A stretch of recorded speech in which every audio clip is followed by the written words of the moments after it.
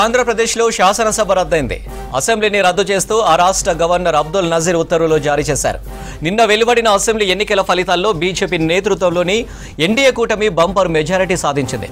మొత్తం 175 ఎమ్మెల్యే స్థానాల్లో ఎన్డీఏ కూటమి 164 సీట్లు కైవసం చేసుకుంది. దీంతో త్వరలోనే కొత్త ప్రభుత్వం కొలువుదీరనుంది.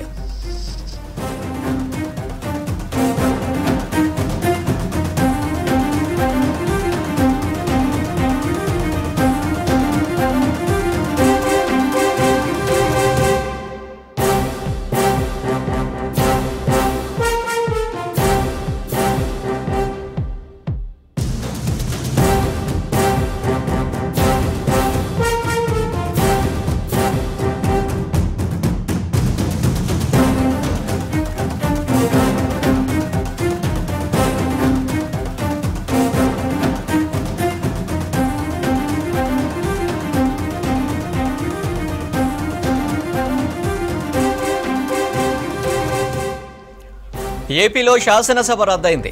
అసెంబ్లీని రద్దు చేస్తూ ఆ రాష్ట్ర గవర్నర్ అబ్దుల్ నజీర్ ఉత్తర్వులు జారీ చేశారు.